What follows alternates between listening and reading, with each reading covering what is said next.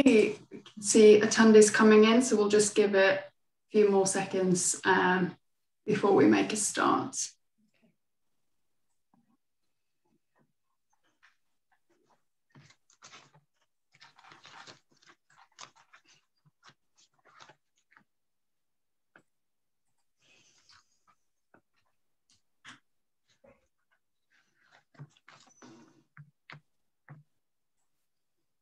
Okay, great. Welcome everyone to the final session of today of our Festival of Learning. We're really excited that you've joined us. I'm Melanie Buckley and I've just started at London Funders as the new Learning Events and Networks Manager. And we're really excited to have everyone here and have such a great panel. And so the festival is intended to bring together our members for reflections, learning and insights from the last year. And we hope that that can serve as a springboard for discussion and action in the funding community as we head towards recovery and renewal. So we hope you enjoyed this session. I'm going to hand over to David now, who's going to chair, and I hope you enjoy it. Thanks very much, Marlena. Well, a huge welcome to everyone. And well done for those of you that have been part of the festival today for making it this far, 4 o'clock on Friday afternoon. But if you hang in there, I'm sure this will be a really interesting session. The collective wisdom experience of the panel today is excellent. So my name's David Farnsworth. I'm chair of London Funders and have the privilege of working across the membership, which is really rich and diverse across the sectors, also with a really stunning executive team, which I'm delighted to support. And thank you to all of you for enabling this Festival of Learning. So in terms of the style today, it is a webinar. We're going to have questions to the panel and then open up to the floor and have a Q&A. So if as we go, you're thinking about that question, do clock it and push it in, and then I'll pick it up towards the end. In terms of the actual sort of the tweeting aspect, I'm just looking for the link. So we're always very keen that people tweet, and the hashtag is hashtag LDN, short for London, LDN Learn Fest, hashtag LDN Learn Fest. So please do put things out that way. We're really keen that the learning actually disseminates as widely as possible. So without further ado, I'll introduce our panel. And you know, collectively, the wisdom, I'm being very sensitive to that age here. It's wisdom and experience we're focusing on. Leaders who've actually been in post for a long time or have been in roles who've recently left, who've accumulated so many different experiences. But as we all know, in this last year, 14 months, really catalyzed and really had to dig deep in terms of some of the leadership that has been required during this very difficult of times under the pandemic. So first of all, I'm just going to introduce Rebecca Bowden. So welcome, Rebecca. Rebecca is director of the Heathrow Community Fund, which, you know, obviously Heathrow plane's pandemic has been a challenging time, which no doubt we'll hear more on Rebecca. And then we've got Sarah Ridley, who until very recently has been the director of London Marathon Charitable Trust. And, you know, again, in terms of the impact of events during this period and the impact therefore on funding revenue significant. And then last but by no means least, Barrett Mehta, who is the chief executive of London Funders, but has just come into the end of his tenure and doing a very elegant handover to Manny. So welcome, Barrett, and thank you all very much for being here at this stage of the week. So without further ado, I'm going to kick off with asking a question to all of you. And there are 5 questions, and we'll just literally go round, if I may. And I'll probably start with you, Rebecca, and then come to you, Sarah, then Barrett, and then I'll sort of flex the order a bit. But really, I just wanted you to look back over the past year and just think about, Rebecca, what worked well for you and your organisation. So focusing on the kind of positive first, if we might. Thank you. It's lovely to be here, David. Thank you. So we are the corporate foundation for Heathrow Airport Limited, the owners of the airport. So clearly quite a challenging year for us and for our corporate partners. What worked really well for us, I think, was actually putting our values into action. You know, everybody's got value statements. Sometimes they're on the wall, sometimes we can remember what they are, but actually we kind of put them into practice this year. And our first value is beneficiaries come first. And I think it was about, as many of us did, we moved really quickly, we were flexible, we listened to their needs, we were open and transparent. And I think we were also open and transparent about what our own limitations were. Because of the impact of the pandemic on our corporate donor, we couldn't give as much as we would give in a normal year, which was really hard for us not to be able to do that, to be honest. But we were open and transparent with our beneficiaries about that. And I think from my point of view as the CEO, what worked really well was that my trustees and the corporate partner trusted my judgment and that of the grants officers. And I would say certainly we worked more close in the last year with our corporate partner than we have done probably in the last 25 years, and still continue to do so. And so that's a real positive. I think we're really aligned, really helped them. So there was huge value, because although the immediate issue was around the amount of money they could give us, actually we were able to help them to facilitate other sorts of donations. You can imagine there was a huge amount of donations in terms of food and equipment from the airport. The standout one for me was the Harrods Easter eggs that found their way to the food banks locally and things like that. But we knew where all those places were, so it was a great partnership. And lately we've been able to help them to disperse their apprenticeship levy, for example, because they can't spend it, so we're giving it away to charity. So I hope that will really, really carry on, that partnership with the corporate and with our communities. We know our grant holders like we never knew them before, and I think the same is true the other way as well. That's great, Rebecca. I think that focus on relationship has been something we've all experienced. Can I head up to you, Sarah? Just same question, focusing on the positives over the last year. Yes, thank you.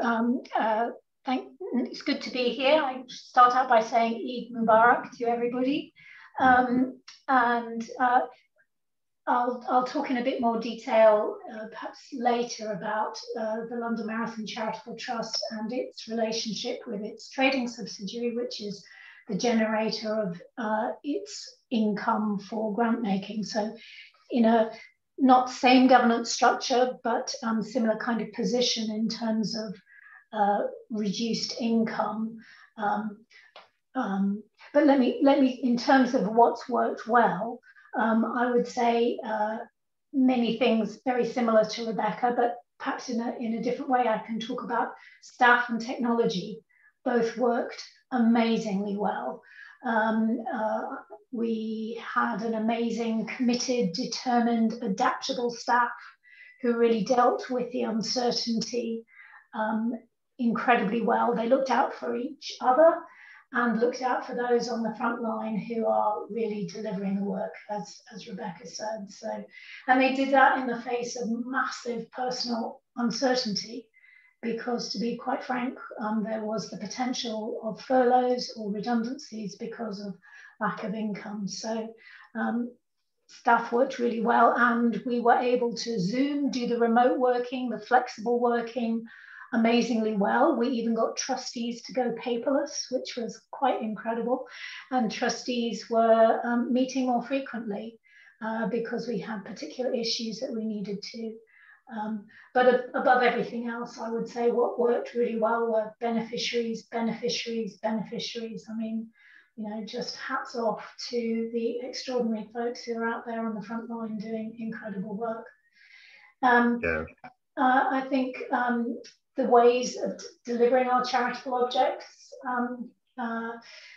changed a little bit. I mean, there were things that we were doing already, but as Rebecca said, a kind of shift from a relentless focus on critical assessment of applications and impact, and move even more to asking beneficiaries what they needed from us and supporting them in whatever way we could.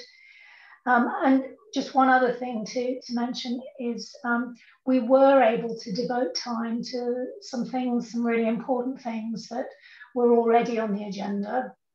in terms of governance and strategy, which is so important for moving forward with the organisation into a new and refreshed way. So despite COVID, there was a great focus on putting our own house in order. So thank you, Sarah. That's just to give you the heads up. I'll probably come back to you after, just to shake up the order slightly. But again, the emphasis on tech and how staff dig so deeply at the same time as, again, the repetition of beneficiaries at the core. So Barrett, last but not least on this question, the focusing on the positives of the last year.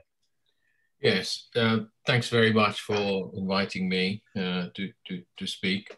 I think I don't want to repeat everything that Rebecca and Sarah have said. I think beneficiaries obviously and clearly come at the top.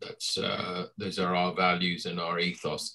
But one thing I sort of particularly wanted to pick up was trust, really. Trust that the trust itself as an organization would do all it could for all the colleagues, for trustees, co-optees, the grantees, to continue to do what we're here for, which is to respond to the needs of civil society organizations. And secondly, trust that would all be reciprocated by all concerned. And boy, did they. I mean, they'd responded in bucket loads. So I have to say, I really take my hat off to all my colleagues, trustees, co-optees, and grantees.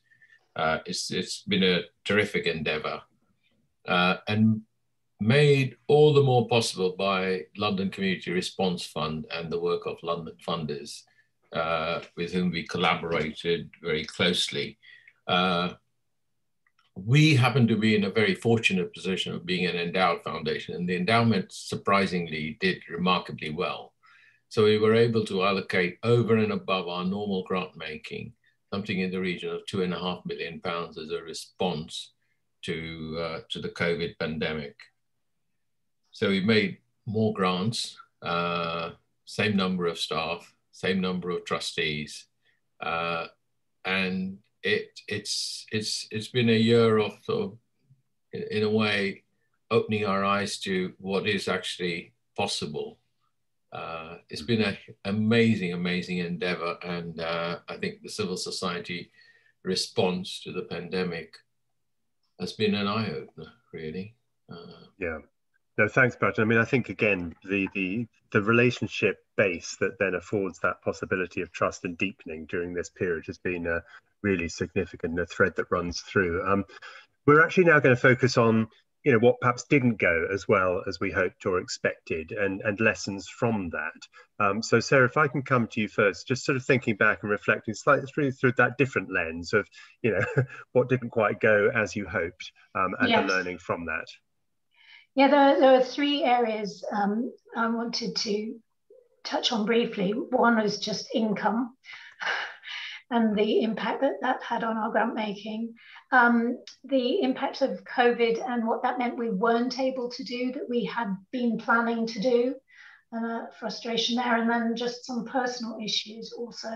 So just to very briefly explain, the London Marathon Charitable Trust is the parent charity, with the London Marathon events being the trading subsidiary, and it's the trading subsidiary that puts on the London Marathon, Prudential Ride London, a whole series of events that make it a £40 million turnover company, and that had generated £11 million for grant making in the previous year.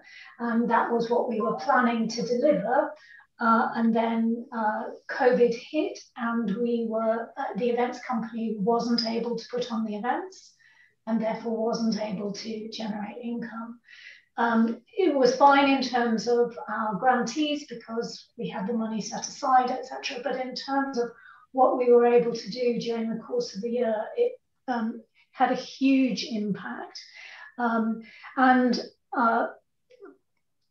Unfortunately, fortunately, we were decided to devote the funds that we did have available on existing grantees. We were very concerned about the survival of those grantees and those projects. But it was very hard not to be able to do more. And certainly, you know, people tend to think of grant makers as being endowed or having deep pockets and just, you know, come knocking at the door. And clearly we were in a much better position than many operational charities, but still we were confronting the same kinds of problems that other charities did in terms of income. Some of the issues that we had to grapple with were, you know, there's this huge desire to just help. We're a grant-making charity, let's just help those charities, but our charitable object's about keeping people physically active. So we couldn't just fund food packets or ensuring that vaccines got to people, not in our charitable objects. So no matter how charitable it is, it wasn't something we could fund. So having to navigate what was appropriate for us to do was important. Could talk for ages about that, and I'm sure Rebecca will have very similar kinds of reflections and others. It was frustrating that we weren't able to focus on some important things that we'd been wanting to do. One of the objectives is removing barriers to participation amongst underserved audiences. We have important networks and relationships. We had plans for particular outreach, new grant-making guidance and monitoring approaches. None of that was relevant in the circumstances. Sarah, maybe if I can just sort of, sure. I'll just move it up just into the time, because I think there's a lot there. I think Rebecca can pick up shortly. Barrett, if I can come across to you next in terms of, because again, you're in that slightly different position as an endowed foundation, but I'm sure there are other things that, you know, didn't go quite as well as you hoped, and the learning from that. Sure. So normally we make around 130, anything between 130 and 150 grants each year. In addition, we made nearly 100 grants. As I said earlier, same number of staff. So the pressure on staff and trustees that were approving the grants was enormous, with a quick turnaround. So I would say that, you know, despite the fact that we did a number of things to support staff in terms of greater flexibility when people did their tasks, trusting them to just get on with it. We provided all of the sort of IT and additional support that people required. But we were conscious that people were working from home, and not everyone's working conditions are always that great. You know, I happen to have a small office, but, you know, not everyone has access to those kinds of facilities. So really the issue is one of just bearing in mind what comes through from the staff surveys that we did, is that, you know, this kind of pressure to just carry on making grants is fine. People will respond and rise to the challenges, and they did. But it's not sustainable over a longer period of time. Medium to long term, it's just not possible to carry on in the same way. We either need additional resources or make fewer grants, one or the other. But the need out there is enormous. So it's always about balancing that in a sense.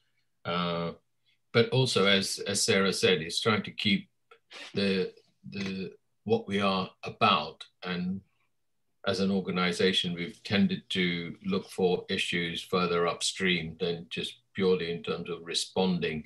It's about making sure that we retain that balance, that we didn't just respond to the immediate needs and crisis and survival, if you want to call it, but maintained our sort of inverted commas calling card of just funding organizations that were looking further upstream as well. But yeah, I mean, all in all, you know, support to staff, yoga sessions, mindfulness, and all of those, they will sustain for a while, but it can't carry on that level of pressure. So we're just conscious of it, and we'll need to think through about how we move forward if this was to continue, which I hope it doesn't. No, thank you, Barrett. And just Rebecca, still on that, just focusing back, things that perhaps didn't go quite as you hoped, and any lessons learned. It may build on some of Sarah's comments. Yeah, so I think, like you, Sarah, the pandemic had a catastrophic impact on the business. So what was really, really tough, the business had a massive restructuring. So literally I lost lots and lots of colleagues who just lost their jobs. And that's really sad, particularly perhaps in a business where one doesn't imagine that happening to an airport that's been there for 75 years this year. So it was really tricky, and there was that personal loss. But within our own organisation, we restructured as well. But I didn't have so much of the issue with the objects, fortunately.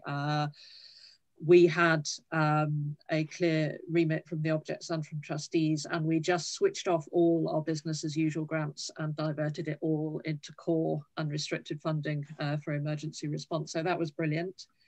But as we come out now into this year, we are at approximately 20 to 30% of the level of giving that we could have given in previous years. So previously we would give about £1 million a year. So we're not a massive trust, but big enough. And for this year, about 20, 30%, but actually for the foreseeable, because the business is not planning to bounce back necessarily very quickly. So it will be for a while.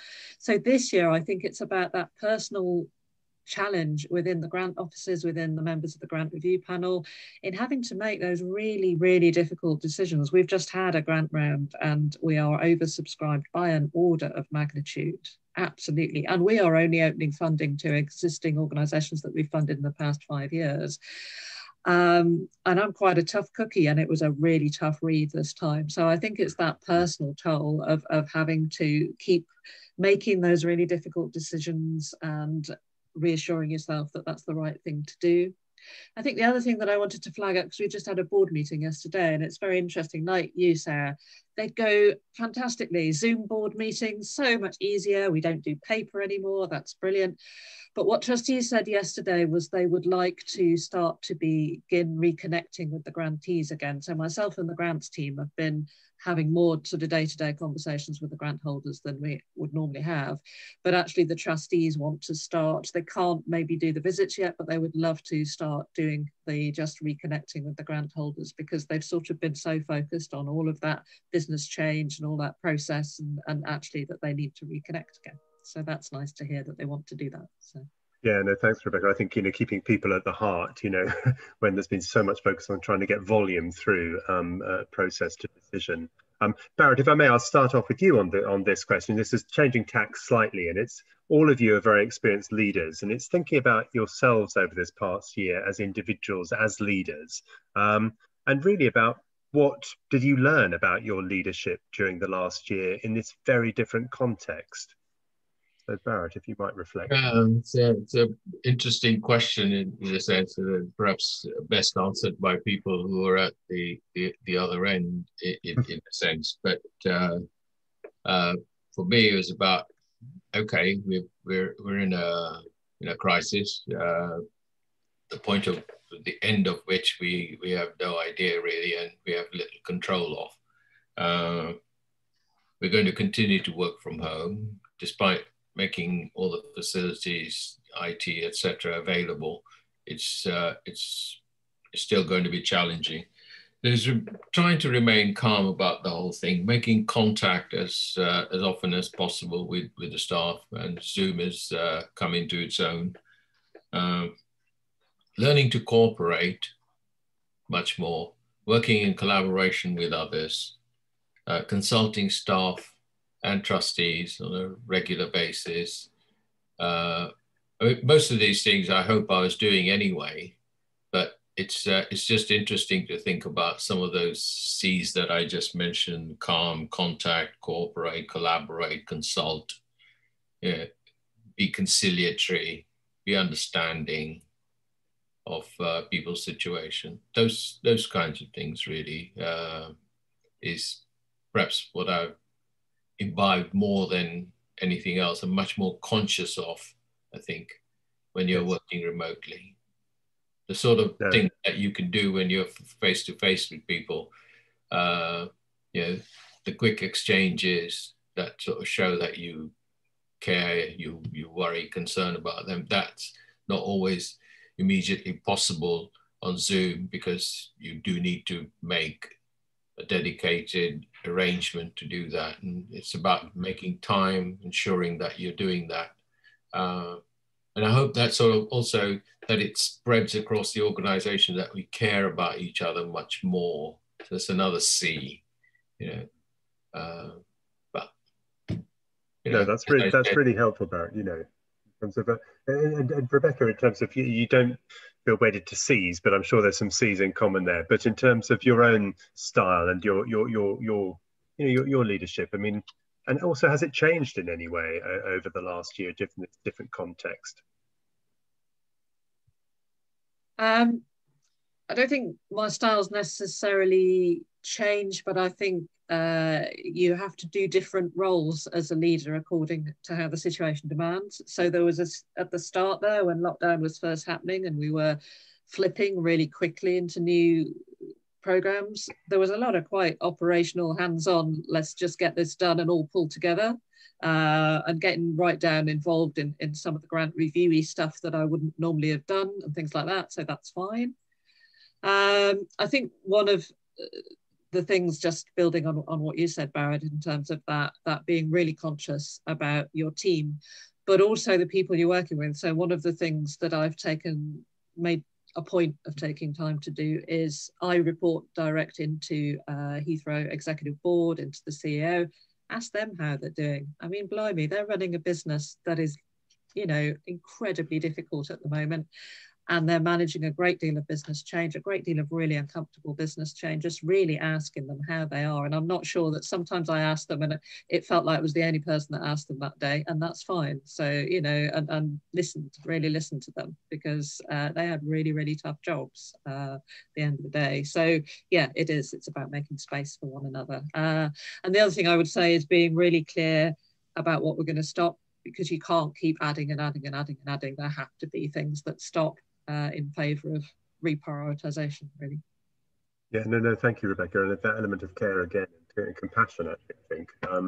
Sarah, last but not least on this one, just again, thinking back to last year, leadership style, reflections, any changes in? Yes,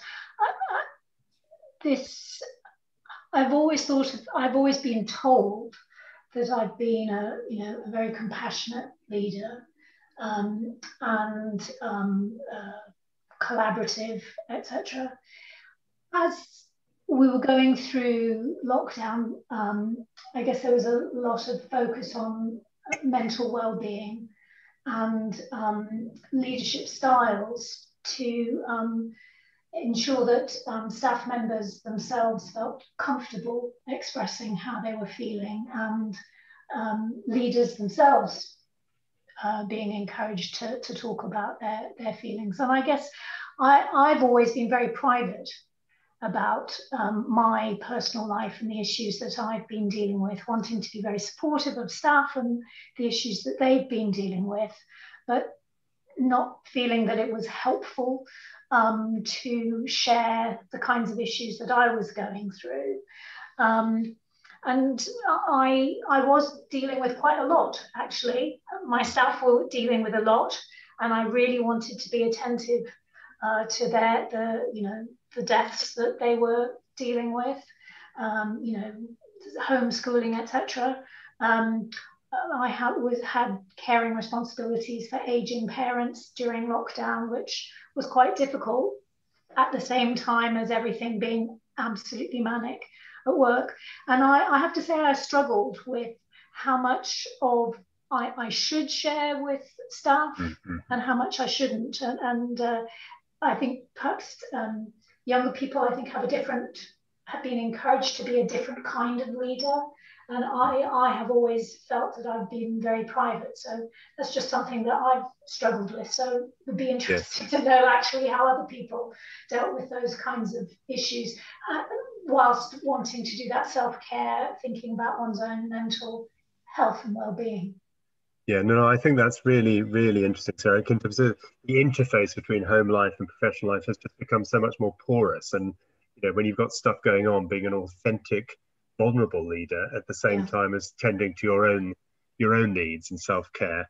No, thank you for that and the honesty in that response.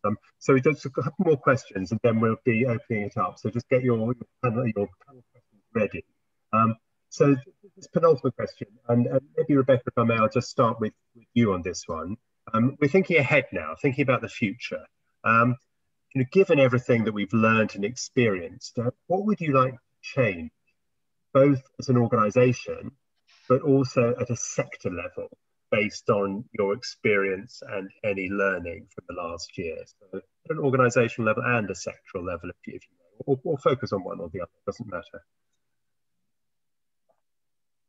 I think my first thing will be what pretty much everybody is saying in terms of not going back. So in terms of keeping the best of that relationship approach, having more adult conversations as equal partners, listening to beneficiaries, changing the way in which we ask the question so that we are not presupposing that we know the answer, and keeping that shared sense of development. But I guess the organisational question also cuts to having corporates in the room, because I'm a corporate foundation. So, and I think there's a comment in the comments about the building back. The building back is for all of us. We can't do this on a third sector and funders and corporates. We have to do it all together. And what will be actually exciting for Heathrow Community Trust as they go forward is rebuilding alongside and with the airport, as they also try and rebuild the local communities and the impact there. From my own point of view, I am moving roles and I'm going to a community foundation. Community foundation. So I'm sure that there will be lots of learning there as well that we will take forward in terms of that partnership working and that co-design process, but with the whole members of that environment. I think we all have to learn from each other together. Yeah, no, I think that's spot on in terms of that cross-sectoral working. And I think we're lucky in the membership of London Funders actually to have representation from those three sectors, possibly a little bit underweight on the corporate side actually. So anything you can do through your network, Rebecca, to encourage those corporates on. Barrett, can I come to you next? So it's the same question, it's thinking about the future. Anything on the back of the learning that you think would be helpful, organisationally to change or sectorially? I think one of the things that's come to the fore, and we won't be this only organisation, or certainly not even the only sector, is around how we make it possible for people to have the sort of hybrid working, the greater flexibility, how we encourage it, how we enable it. And as on a sectoral basis, I think it's just bearing in mind that, we as a sector, we always rise to the many challenges that crises bring. We are remarkable at that. And it's almost a global phenomenon. I mean, India is a classic example where the government's, almost like sleeping, whereas the civil society sector has risen to the challenges and providing the facilities and services for people. But you could say that in America, you could say that in Brazil, you could say that in South Africa. Governments have responded up to a point, but civil society organizations have risen to the challenge.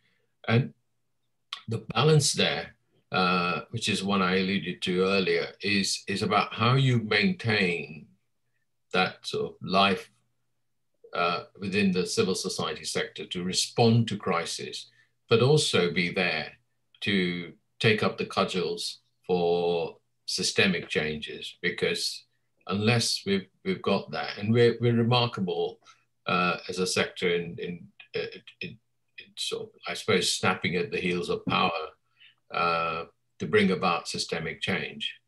And I think we need to maintain that capacity, not lose it, not become the sort of crisis response team only, important as that is, not decrying any of that. It's just about maintaining a vision what society could be like. How could we bring that to the fore? Because otherwise, I think we could be, as a sector, in danger of being so cast aside as, yes, when the chips are down, the sector will rise to the challenges. No, I think that's a really important point, that keeping that vision as well as actually having that flexibility and responsiveness. Sarah, anything from your perspective, having gone through what we've gone through in terms of looking ahead to the future? Yeah, I would agree with what Rebecca and Barrett have mentioned. I guess it's reinforced for me some of my own questions about power, the power dynamics in the relationship. I mean, grant makers are often said to have the power, but I always say that actually the real power is with the delivery organisations, because they are the ones who deliver. We enable, but we don't do very much. I would, I think that comes to the fore in crises. And I would like us to, I don't like thinking about the power dynamic as an up-down kind of thing. I think it is about working together, where grant makers are enablers, there are deliverers, but we need to collectively envisage the future. And I think that's, some of that's been happening, and I think there's greater opportunity for that to happen in the future. Yeah, no, absolutely. I think that collective endeavour, but paying attention to power, but not actually being led by it exclusively, working together, really important. This is the last question in terms of the formal session, so I'll open up the floor after this one. But Rebecca, if I can start with you, then I'll go Sarah, Barrett. It's just thinking again about your experience of leadership, and if there's just one piece of knowledge about leadership that you'd want to just reflect on and share with our participants today. So leadership from your perspective, anything, Rebecca, that you'd just like to share? Any which angle, up to you. I would say, for me, it's what works for you, isn't it? So what works for me is being my authentic self at work, and people knowing why I do. The why is really important, particularly perhaps in the sector we work in. And that then hopefully empowers people to care in turn about their jobs, because I really care about my job. And so it's letting them see that, which sometimes actually means that you let them see when it's tough on you, when things are happening, that it's a bit tough on me today, because actually this is why, because I care why we're doing it, So yeah, empower your whole team to care. Grant making's not a science. It's definitely not a science. We can be as rigorous and as scientific, and I used to be a scientist, we can be as rigorous and scientific as we like about that evaluation, but these are human beings, and these are people, and these are organisations who are working with human beings. So we have to care, and we have to support our team when they do care, and they, and then they can never care too much. So we have to look after them as well. Yeah, no, I think that's excellent. I mean, keeping people at the core. I mean, you can get a kind of pseudoscience that can grow up, or a vocabulary which can create a barrier. So Sarah, how about you? Again, any angle you like in terms of leadership and sharing. I was just going to say, be kind to yourself. It can be lonely at the top. Leadership is not about being in control, it's about empowering others, and it's about drawing on the strengths of others as well, networks. I was in a session on young leaders this morning, and there was very good discussion there about the importance of London Funders, ACF. All of those networking organisations have been just incredible. Coaches and mentors, you don't have to do this by yourself, and it's probably not a wise thing to be attempting to do this by yourself. So yeah, be kind to yourself, be patient. No, I think those are really wise words, and I can certainly relate to that in terms of self-care and the need to focus on that. Barrett, from your perspective. At the risk of sort of repeating what Rebecca and Sarah said, I strung together a sentence really to say, be caring, compassionate, and conciliatory to the needs of the sector, the grantees, staff, trustees, co-optees, and yourself. That's great. I think we can, that was probably recorded. We can get that tweeted. But seriously, I mean, it actually sums up a lot of what we've been talking about. And I mean, a really nice segue actually in terms of opening up to participants on the webinar. I'm going to open up the Q&A box, which pops up on my screen. So what I'll do is I'll pose the question, and then do any of the panel come in if you feel like answering it, and if there's a total sort of blank and no hands going up, I'll just maybe suggest someone might like to try. So the first one I've got is sorry, it's just flicked screen. Do the panel have any lessons for us from leading through and beyond previous crises facing the sector that have helped them through this year and could help us lead beyond this crisis? So it's almost thinking back beyond, before the pandemic, any crises any of you have been involved in that has actually helped you during the pandemic, and also maybe learning beyond. Is there anyone who's got any experience wants to pick up on? I mean, I'll go ahead, Barry. Off. I mean, I don't know if this directly answers the question, but the more recent ones have been the London emergency response. So London Emergencies Trust was set up, and grants were made to people who'd been affected by the terrorist attacks, but also other incidents. And London Emergencies Trust was born as a consequence, and it's been remarkable how successful it's been. Now, of course, it also happened under the aegis of London funders. That was I think a wonderful piece of work. And Grenfell was the next one, where civil society organizations at local level, but also wider than just the local organizations, actually responded remarkably well to the plight of those affected by Grenfell directly, but also in the surrounding area. And thereafter in supporting organizations as they've put their case to the commission and thereafter. So, it's just bearing in mind, again, sorry, this is rather hackneyed for me, I'm saying it the third time now, just responding, but making sure that actually the support goes on beyond to take up some of the sort of challenges that ensue.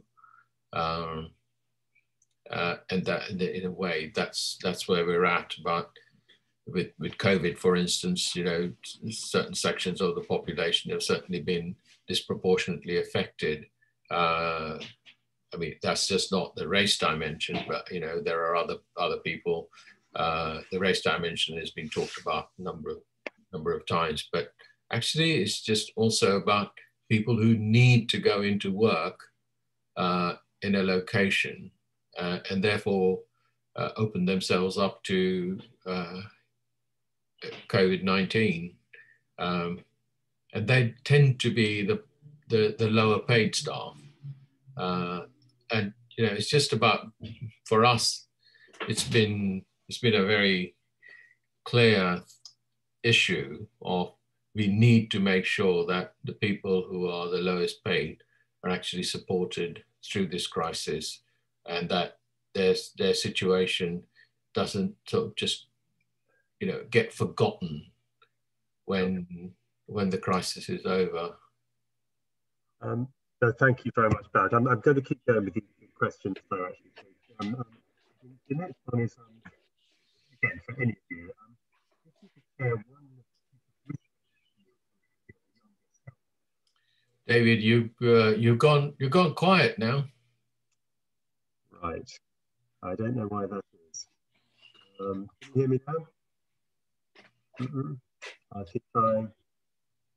Okay, you can hear me now. Very good. Apologies for that. What happened to Gremlin? If you could share one piece of wisdom from your career to your young self, starting out in your career, what would it be? Does anyone have a letter to your younger self almost? Any piece of wisdom? Rebecca? I think kind of, Sarah, you mentioned it earlier because I think it came up with the young leaders this morning, but it is find yourself mentors, find yourself coaches. If you don't have anybody offering, ask. If if you see somebody around who you rate and is doing a good job, ask if they will be your mentor or give you coaching. Because yeah, it can be a really lonely job. And even if it's just making sure that you make space for a particular friend that you know will brighten your day if you have a Zoom coffee with them, that's as important as anything else you're going to do today, actually. Very good. The next one, we know the Trust for London has done lots of policy work. Considering some of the concerning elements in the Queen's speech, do you recommend that the sector campaigns more explicitly?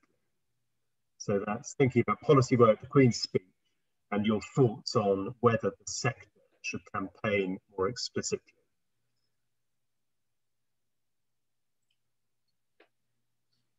I didn't quite get that one, David. I sort of rather lost you. Either it's my internet or yours. Rebecca, did you get that? Did you? Can you come in? I did. It's Barrett. I think it's about whether the sector should be campaigning on particular issues. So the example was the campaigning you've done on some of the issues in the Queen's speech. And I think the answer for me is that yes, with caveats. So as a corporate foundation, that can be quite difficult to campaign on policy issues. So I guess it depends on your position, but there are certainly things that we have done, for example, in signing London funders' commitments on how we are going to interact with the sector and things like that.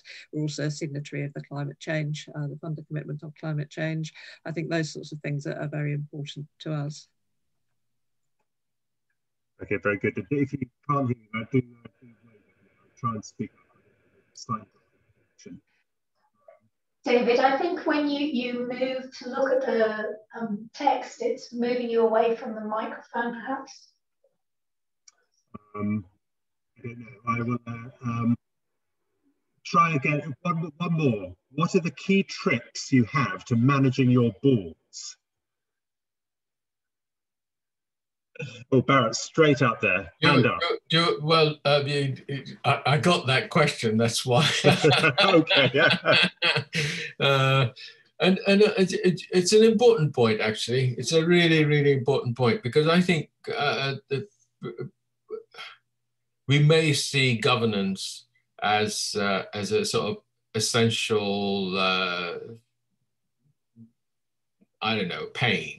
Some people approach it like that. I don't. I actually see governance as critically important.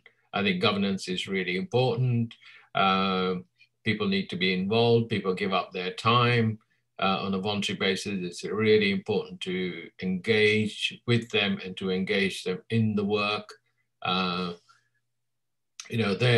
Their involvement in developing the strategy for an organization, maintaining oversight, all of that is really important. And if there's a message that I would leave to an aspiring CE is, don't look upon governance as a pain. It's actually remarkably important, and managed in the right way with the involvement and engagement of trustees who are giving up their time willingly and freely. A lot can be achieved. I mean, a lot more than you can possibly think, actually, because they bring a wealth of knowledge and information, and it can be challenging, but that is their job. So, in terms of managing upwards, as the question says, make sure you engage and involve people. Yeah.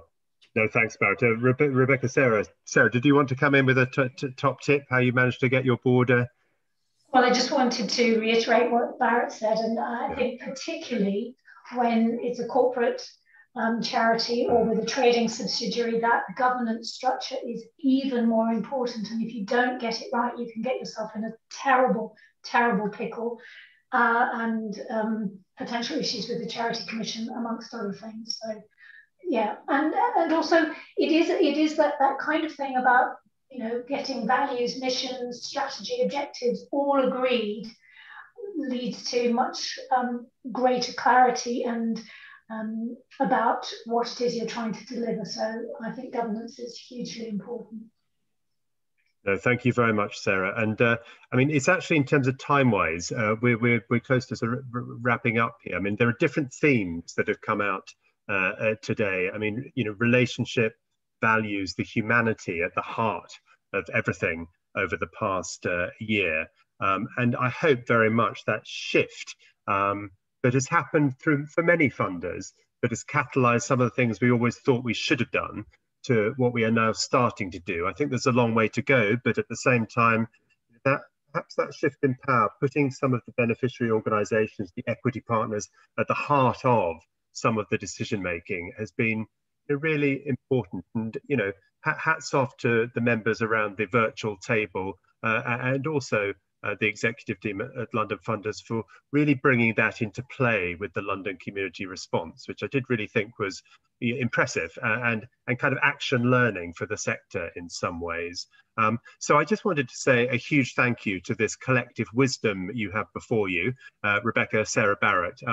Huge thanks. I mean, really busy weeks, the tail end of the week. I'm sure you wanted to, you know, kick off your heels and make your cup of tea at kind of 3 o'clock, but you hung on in there for us. So thank you so much. And also similarly, participants in the webinar. You know, it's something of the graveyard slot pre-weekend, but again, really great that you could join us. And very much part of London Funders, and the essence is about continuing these conversations across the sectors, across the membership, but really importantly through to equity partners. So thank you all so much for participating, and we'll just do a big wave from the panel to everyone who's out there. Thanks so much. I just wanted to say something, David, if I... Oh, go on. Yeah, a PS from Barrett. You can have the final word. It's likely to be my last London Funders event. So I just wanted to say thank you very much to everyone at London Funders. It's a great organisation. It's been great to be associated with those on the board for a number of years.